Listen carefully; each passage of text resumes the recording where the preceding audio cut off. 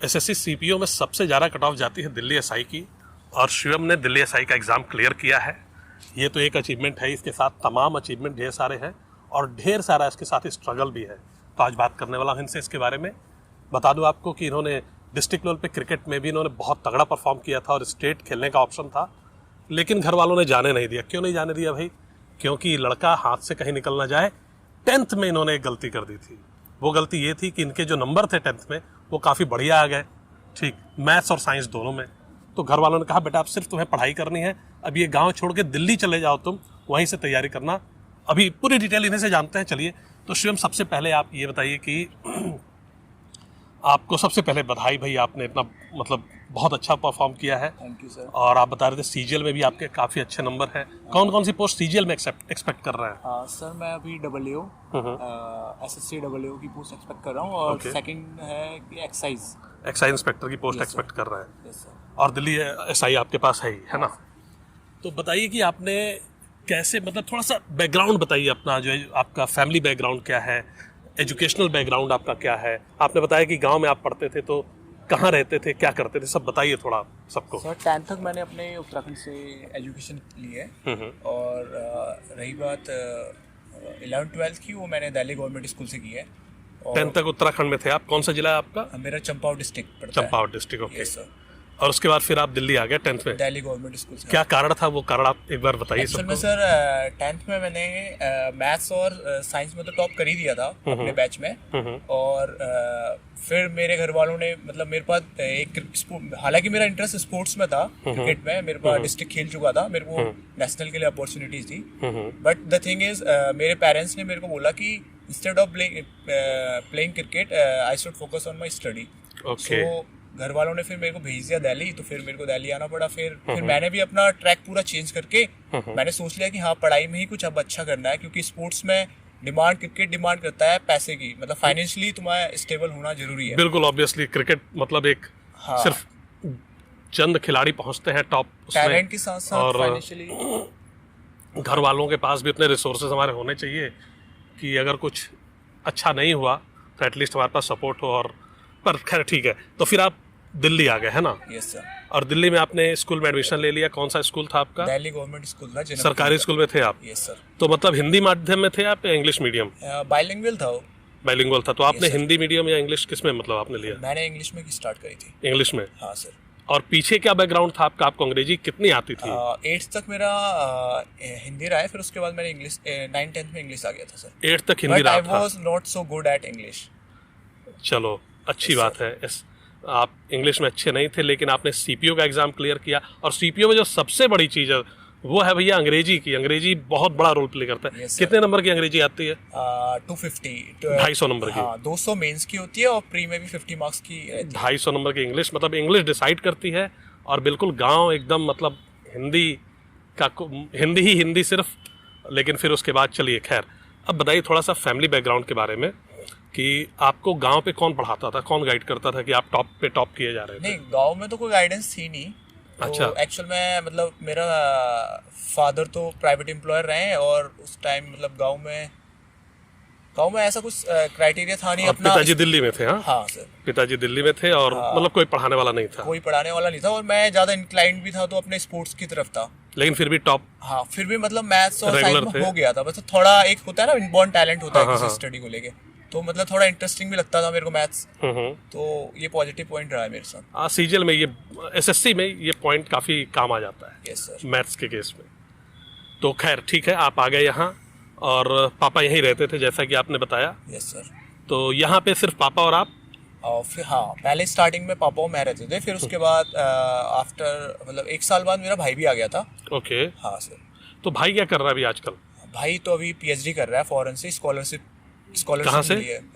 US से, north Dakota university. क्या बात है। देखिए लड़का आता है, मतलब एकदम समझ रहे हैं आप, उठ के कहाँ से, उत्तराखंड से, एकदम हिंदी मीडियम, कहीं कोई गाइडेंस नहीं। 2 भाई, एक भाई दिल्ली में एसआई और दूसरा भाई यूएस में पीएचडी कर रहा है।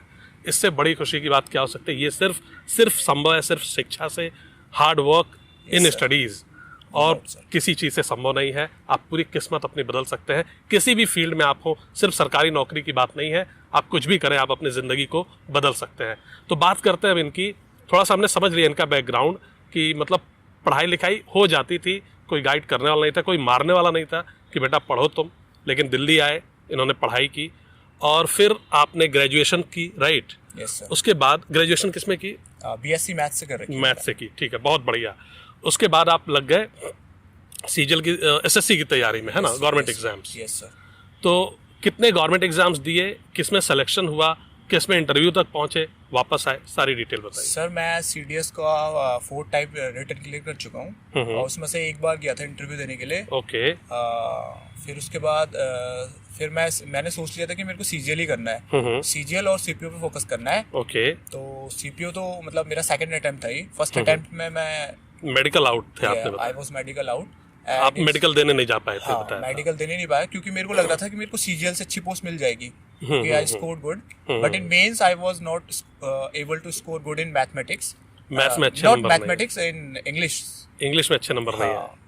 चलिए, फिर फाइनली मैंने अपना डिसाइड कर लिया था कि मेरे को अपना इंग्लिश इंप्रूव करना है, तो फाइनली फिर मैं पूरा फोकस मेरा इंग्लिश पे आ गया था। ठीक है, तो ये दूसरा अटेम्प्ट था, इसमें आपने क्लियर किया। अब आप बताइए बारी बारी से, सबसे पहले तो इंग्लिश का ही बताइए आप कि इंग्लिश को आपने एक हिंदी माध्यम का विद्यार्थी कैसे तैयार करता है कि इतनी तगड़ी हो जाती है इंग्लिश कि पूरा तहलका मचा देता है, वो क्या है? सबसे पहले मैंने अपना वोकैब सेक्शन पे वर्क किया क्योंकि वोकैब का वेटेज ज़्यादा था पहले एग्जाम में, तो वोकैबलरी मैंने इंग्लिश प्लिंथ और पैरामाउंट को फॉलो किया। उसकी फिर एसपी बक्सी की वोकैब सारी मतलब रटना स्टार्ट कर दिया, ठीक है। और रही बात रीडिंग कॉम्प्रिहेंशन के लिए, रीडिंग कॉम्प्रिहेंशन मेरा सबसे ज़्यादा वीक पॉइंट रहा था पहले से ही। तो मैंने न्यूज़पेपर के साथ साथ नोवेल्स भी पढ़ना स्टार्ट किया। कम से कम मेरा मंथली टारगेट रहता था मेरा कि 1 से 2 नोवेल तो मेरे को खत्म करनी है। ओके। हाँ सर। और मैं मतलब डेली बेसिस पे आधा से 1 घंटा नोवेल्स को देता था। नॉवेल्स पढ़ते थे? सेल्फ हेल्प बुक्स भी हो जाती थी और मोटिवेट भी रह लेता था अपने साथ, उनके साथ साथ। न्यूज़पेपर पढ़ते थे खूब? हाँ, न्यूज़पेपर तो रेगुलर बेसिस पे मैंने पढ़ा है। Okay, very good. न्यूज़पेपर पढ़ा आपने, नॉवेल्स पढ़े ढेर सारे? Yes sir. बहुत बढ़िया किया। ये इंग्लिश के लिए है ना? यस। स्टार्टिंग में लगा कि कोई इम्प्रूवमेंट हो नहीं रहा है, बट फाइनली मतलब जब टाइम हो गया ना तो मेरे को बाद में पता चला कि हाँ ड्रास्टिक चेंज आया।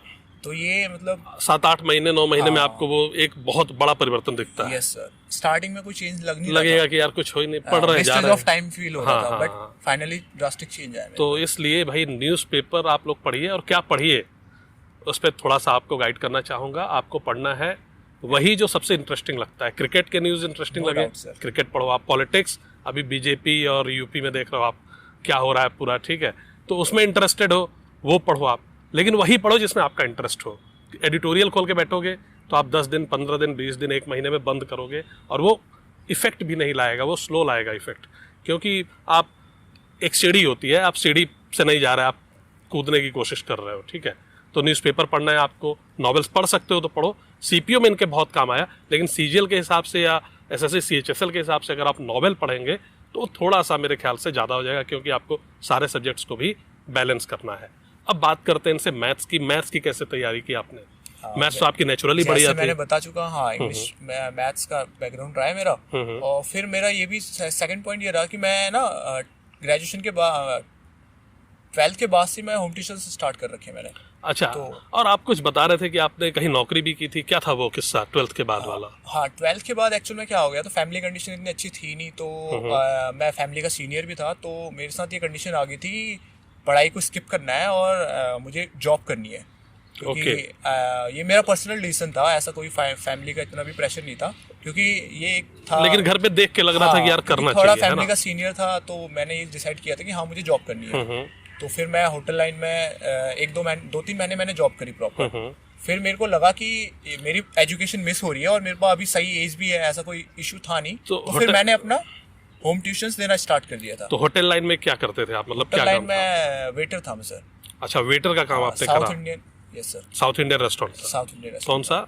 ये सर नाम तो याद नहीं है मेरे को, कौन सा था। 2-3 महीने ही करे थे? हाँ, 2-3 महीने करे थे, फिर मैं छोड़ दिया था। उसके बाद फिर आ गए आप ट्यूशन पढ़ाने, है ना? फिर मैंने टीचिंग स्टार्ट कर दी। टीचिंग स्टार्ट करी, तो अभी तक चल रही है मेरी टीचिंग। अच्छा, कितने बच्चों को पढ़ा रहे हैं अभी आज? इस टाइम मेरे पास है 3 स्टूडेंट है मेरे पास। अच्छा, home tuition. Yes sir. Okay, good. यही नोएडा साइड में? नोएडा में, यस सर। वसुंधरा। गुड। चलिए, बहुत बढ़िया, आप ट्यूशंस पढ़ा रहे हैं, अपना एक फाइनेंशियल वो भी है, बहुत अच्छी बात है ये। और ये आपके नॉलेज को भी। अच्छा, ट्यूशन ने आपको कैसे हेल्प करी इसमें? ट्यूशन ने सर, जैसे मैथ्स तो मेरा ऐसे कवर हो गया, और सेकंड पोर्शन था जीएस का। जीएस में मेरा, क्योंकि जो एसएससी के एग्जाम्स होते हैं उसमें 10th तक की आता है सिलेबस, ठीक है ना, तो इससे मेरे सारे पोर्शन कवर हो रहे थे। मतलब एक प्रकार से देखा जाए तो मेरा वीक पॉइंट यही तो था कि मैंने 10th तक अच्छे से अपनी पढ़ाई नहीं कर रखी है। अब मैं स्टूडेंट 10th तक के पढ़ा रहा हूँ, मैथ्स तो मेरा स्ट्रॉन्ग रहा ही था, उनको मैं डिमांड कर, और उस पर भी मैंने वर्क करना स्टार्ट कर दिया था। क्या क्या सब्जेक्ट पढ़ाया आपने? बेसिकली साइंस पढ़ाई है, मैथ्स पढ़ाई है, और इंग्लिश भी पढ़ा लेता था। साइंस और मैथ्स, तो मतलब फिजिक्स, केमिस्ट्री, मैथ्स तो आपकी 10th तक की रटी होगी एकदम? हाँ, सारी रटी हुई थी। तब तो काफी आपको फायदा हो जाता होगा जीएस में। यही फायदा हुआ था सर मेरे को। Okay, very good. और एक मैथ्स के बेसिक कॉन्सेप्ट, ये अलजेब्रा और ज्योमेट्री बड़े प्यार से क्लियर रहती है ट्यूशन पढ़ाने की वजह से। मैंने भी पढ़ाया है तो मैं ये रिलेट कर सकता हूँ। मतलब वो कॉन्सेप्चुअल में कोई दिक्कत नहीं रहती, एकदम क्लियर रहता है सब कुछ, है ना? बहुत बढ़िया। तो और मैथ्स के लिए आपने मैथ्स के लिए फिर दूसरा पॉजिटिव पॉइंट ये रहा था कि मेरा जो फ्रेंड सर्कल था उनका बहुत क्रूशियल रोल है मेरी सक्सेस के लिए। क्योंकि जो भी मेरे डाउट हुआ करते थे, मैं, क्योंकि एसएससी में कॉन्सेप्ट के साथ साथ तुम्हारी स्पीड होना बहुत जरूरी है, तो उसके लिए मेरे पास शॉर्ट ट्रिक्स के लिए मैं अपने फ्रेंड्स की हेल्प लिया करता था। और फिर जैसे मेरे को डाउट क्लियर होते थे, फिर मैं कुछ टाइम के बाद, जैसे मतलब एक वीक हो गया, उसके बाद रिवाइज करता था। बंदे क्या करते हैं, पढ़ते हैं, फिर क्वेश्चन डाउट क्लियर करवाते हैं, फिर वो छोड़ देते हैं, बट उसको 3-4 बार रिवाइज करेंगे ना, तभी वो चीज़ें रिटेन हो पाती हैं।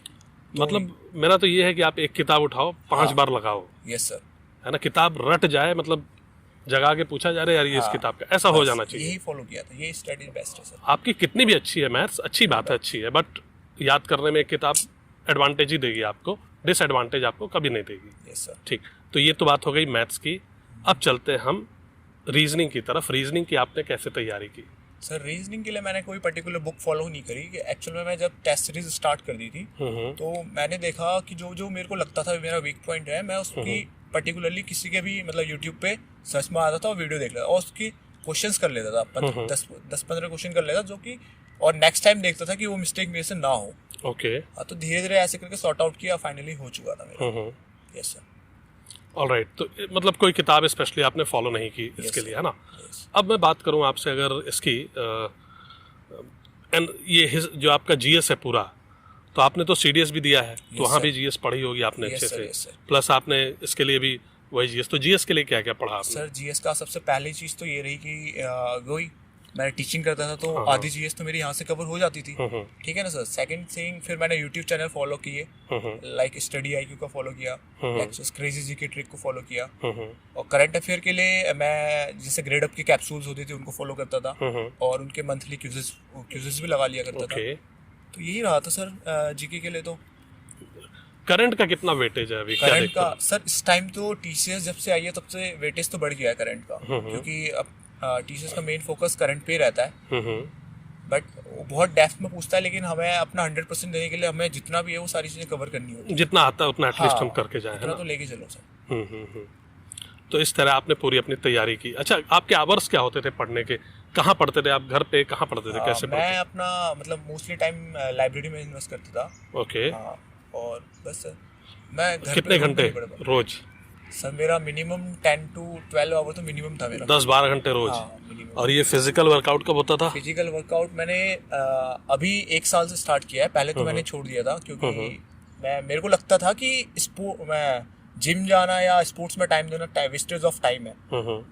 बाद में मेरे को रियलाइज हुआ कि नहीं, ये हमारे पढ़ाई के साथ साथ मस्ट है। इससे मतलब कंसंट्रेशन लेवल तुम्हारा पर्टिकुलरली इम्प्रूव होता है, ना कि तुम्हारा मतलब मन भी लगा रहता है। हाँ, मन भी लगा रहता है, निराशा कम आती है और इफिशिएंसी तुम्हारी बढ़ जाती है। निराशा भी कम आती है। Yes sir. तो ऑब्वियसली ये तो जरूरी है, मस्ट है सर, है ना? ओके। और भाई ये एक और चीज़ आपको बता दूं कि यही वो पार्क है जहाँ पे ये रनिंग किया करते थे, अपनी फिजिकल की तैयारी किया करते थे। पूरा 2.5 किलोमीटर का एक स्ट्रेच है पूरा इसका, ठीक है? तो हुआ ये कि भाई यहीं शूट करते हैं जहाँ पे इन्होंने अपनी दौड़ लगाई थी, ठीक है?